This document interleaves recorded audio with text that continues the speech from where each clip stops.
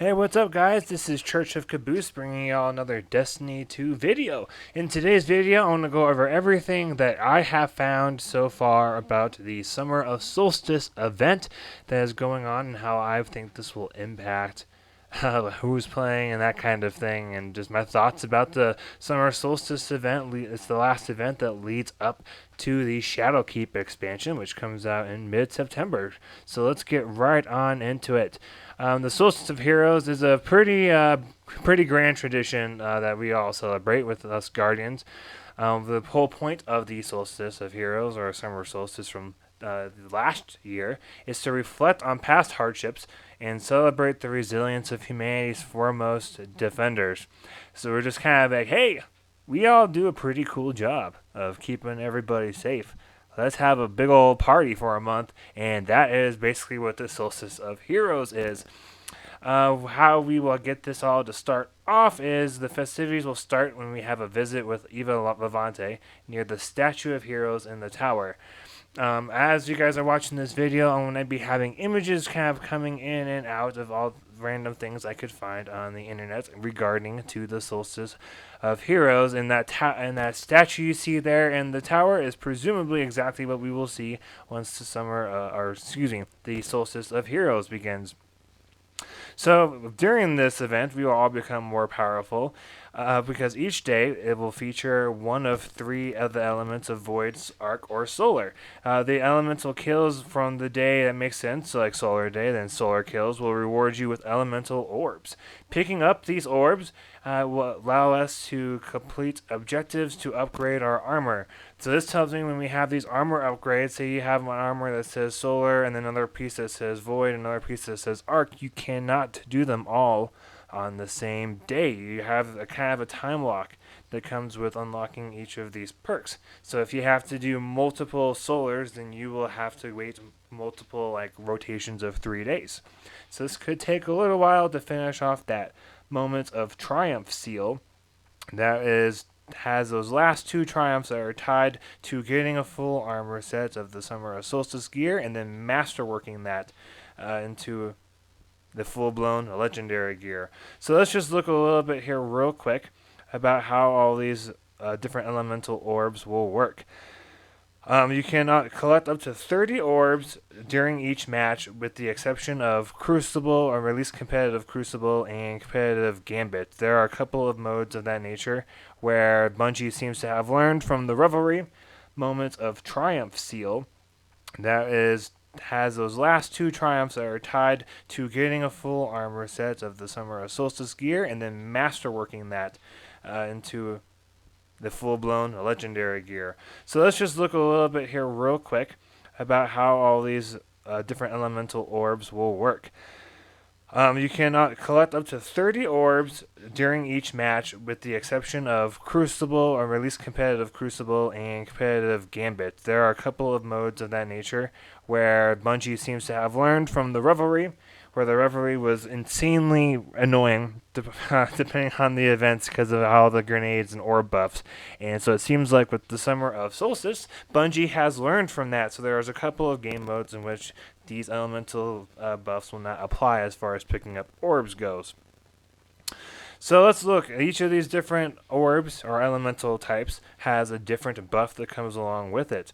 For Solar, you equip your Solar subclass and Solar weapons, and you generate those Solar orbs with kills. Then collect those orbs, and you can wield their elemental power. When you're empowered, you will emit a burning wave of energy that damages everything around them. Oh, excuse me. So that tells me, guys, you might be walking around like a dang solar flare. Which sounds pretty fun to me. We'll see how strong this burn effect and how strong this area of effect is. Because I can imagine if it's really strong and broken for that first week, raids could be crazy easy for those that are still trying to do flawless runs or just doing more flawless runs, because why the heck not? Alright, now let's look at Void Elemental buffs. So same deal. You have Void subclasses, Void weapons, and then you generate Void orbs. Make sure when you're collecting them, and then once you've got the 30 collected, you crouch while empowered to become invisible. and gain what they're calling True Sight plus Enhanced Ability Regeneration. Not sure what True Sight is. Maybe it's something with Enhanced Radar. I don't know. But getting that ability regeneration buff is going to be pretty fun, as well as being able to go invisible. It looks like any class now can go invisible during the Solstice of Heroes event. For the arc buff, it is the exact same thing. Make sure you have your arc subclass and arc weapons equipped. And then when you collect all those fun orbs, when you're empowered, you have increased speed and you deal greater melee and sword damage. So that's pretty fun. I might have a good use for swords now and get that World Line 0 out from the first year of Destiny 1. But anyway, so those are what the buffs do. Now, according to this Reddit post where I'm getting a lot of my information thus far from, there's this thing that's also called Combat Meditations. It says here, Eva and Ikora have created a new ritual for you to hone your skills and take full advantage of the new elemental buffs. You'll be going to an entirely new area called the European Aerial Zone, otherwise the EAZ, to take on Hive, Cabal, or fallen enemies. This is a new 3-player match-made activity that can be launched from the tower or the director. That's kind of cool, getting a new activity where we get to kind of have another horde mode thing, and it looks like it's going to be dealing a lot with giving us our different weapons and completing packages and ranks and that kind of thing.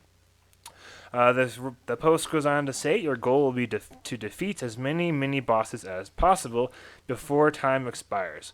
When your time runs out, you will face off against the final boss. Once the boss is defeated, you will set out across the EAZ in search of treasure chests.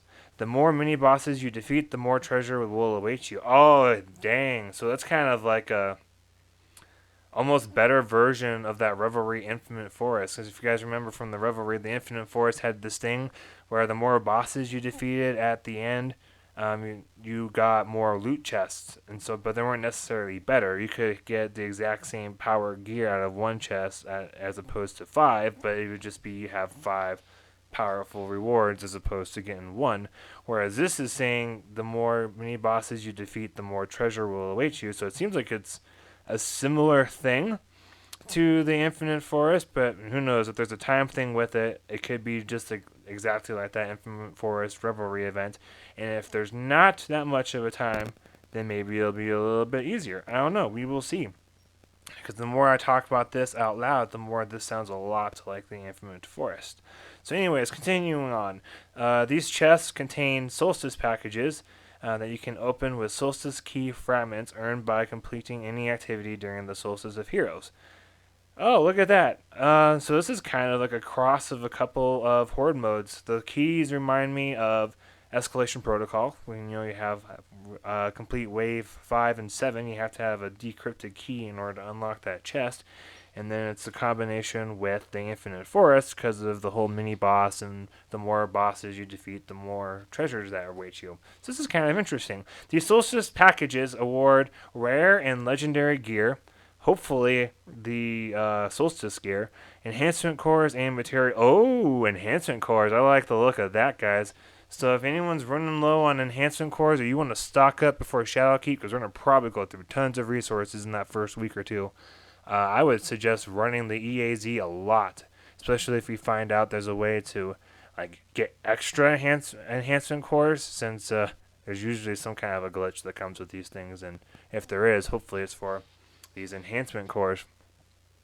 So that goes on. Once you've earned the legendary Solstice Armour, the packages reward you with additional armor so you can hunt for roles with enhanced perks. So that's kind of nice. It's a little bit locked, so you could do none of the armor and just do a ton of the EAZ, but you won't get Solstice Armor, but you'll still get something. But if you get the Solstice Armor, you can kind of grind that out for the roles you're wanting with the scavengers and the loaders and special ammo, all that fun stuff.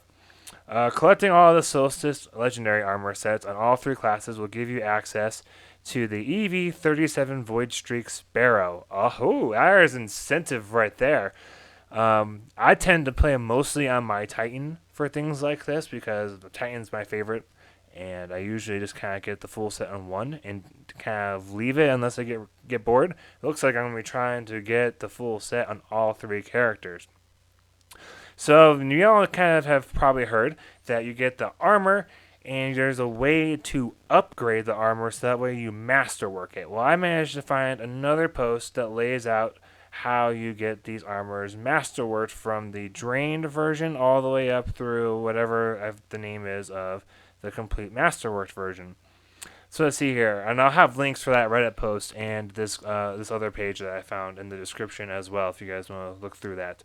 But looks like for Titan, you just finished the EAZ a bunch of times. Something about final blows and defeat hive bosses. There's another one for opening chests in the EAZ and finishing Solstice of Hero bounties, defeat enemies in the EAZ while an arc subclass is equipped.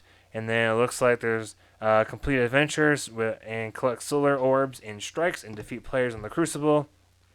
Complete public events on Nessus, collect void orbs in the Crucible or Gambit and unlock Solstice packages. Complete playlist strikes, collect elemental orbs of any type in any activity, and complete Crucible and Gambit matches. So it looks like my original hunch from a source about the orbs only being available in not in quick play and probably not Gambit Prime, but Gambit are probably correct in that the more competitive versions you can't get those orbs in, but we will find out when this thing releases. I thought I seen something earlier saying Comp and Gambit Prime would not have these orbs dropping. So if you're a Comp and Gambit Prime person, you might have to suck it up for a little bit, I guess, and do some of the quick play and regular Gambit Prime. And then finally, complete playlist strikes. So do that strike playlist. Collect elemental orbs and okay, I already read that one. And then it looks like scrolling through here, it's the exact same thing for Hunter as well as for Warlock, which is nice as opposed to having different stuff you have to do, because that also helps me to reduce this video. All right, so for the renewed armor, so what I just went over was the drained, and now we're going to look at the renewed armor. So this is I guess the blue type, whereas drained would probably be green. Complete Gambit matches, collect elemental orbs using a subclass that matches the element of the day. Oh, so there you go. There's that time lock thing that was really in play. And then wrangle together a team and defeat opposing players in the Crucible or Gambit using arc weapons. So maybe you could do it solo queue, and if you're just matched together, you count as a team, or maybe you'll have to actually use LFG or your clan or whatever it is and team up. That'll be interesting. Then there's complete heroic public events, daily or weekly challenges, and defeat mini bosses in the EAZ. Another one's defeat enemies in strike playlist using a subclass that matches the element, and defeat stuff in the EAZ with defeat fallen in the EAZ. There's also using a subclass that's in line with the element of the day. So on and so forth. I'm not going to read off all of these because they're all pretty similar. It's just it gets a little bit more and more specific as you get closer to having the final piece of gear. So you guys are more than welcome to check out the link that I will have in the description that will just have all of this stuff in it if you want to really look at it. The key ones to keep in mind when you get to the final tier, you have to do a Prestige Nightfall with a score of 200,000 or more, complete playlist strikes with clan mates, so hopefully you guys are all in a clan, complete the Shattered Throne dungeon in the Dreaming City with a maximum fire team of 2 players, so you know you've got at least a week or maybe 2 weeks before of this being out before you're able to do the Shattered Throne, so you get a little bit of time. Then you have to reset your Season 7 Valor ranking in the Crucible. I don't know if a previous reset earlier in the season will count, or if you have to get a full one. I'm not sure, but whenever I get to my next reset, I'm just not going to reset it. So that way, when I get this armor, I can just reset it right there and not have to worry about it. So that's how you unlock all of the armors and the armor sets. So it's not super crazy, guys. This will take a little bit of effort. And I will once again have the links for the Reddit post as well as that down below. Something else to keep in mind, this armor is worth grinding for. If you guys are not familiar, how Bungie's changing armor sets and how they work is going to change with Shadowkeep. And the Solstice of Heroes armor is going to be the first armor set you can earn that will carry over.